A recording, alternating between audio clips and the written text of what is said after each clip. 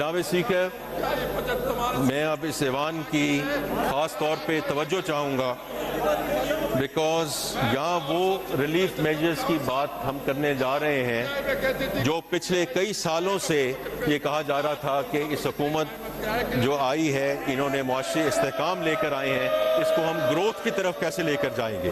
तो ये जो अब हम बात करने जा रहे हैं रिलीफ के बारे में, और ये ख़ास तौर पे वज़ीर आज़म पाकिस्तान की हिदायत, उनकी गाइडेंस, उनकी इंस्ट्रक्शन पे ये रिलीफ जो है वो प्रोवाइड की जा रही है, तो मैं सबसे कहूँगा कि इस पे ज़रा मुतवज्जे हों।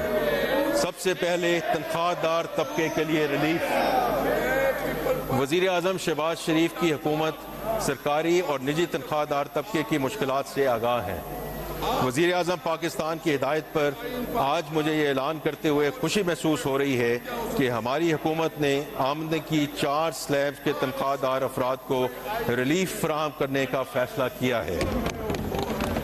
इस सिलसिले में जो तनख्वाहदार 22 से 32 लाख रुपए के दरमियान सालाना कमाते हैं उनके टैक्स की शरह 23% से कम करके 20% करने की तजवीज़ है। 32 से 41 लाख रुपए के दरमियान आमदन वाले तनख्वाहदारों के लिए टैक्स की शरह 30% से कम करके 25% करने की तजवीज़ है। 41 से 56 लाख रुपए आमदन वालों के लिए इनकम टैक्स की शरह 35% से कम करके 29% करने की तजवीज़ है। इसी तरह 56 लाख से 70 लाख रुपए तक तनख्वाह हासिल करने वालों के लिए टैक्स की शरह 35% से कम करके 32% करने की तजवीज़ है। जनाब स्पीकर, ये सिर्फ यहाँ तक महदूद नहीं है। तनख्वाह पर आए टैक्स की शरों में कमी के अलावा हमने एक और अहम रिलीफ कदम उठाते हुए तनख्वाहदार तबके पर आए सरचार्ज को भी ख़त्म करने का फैसला किया है।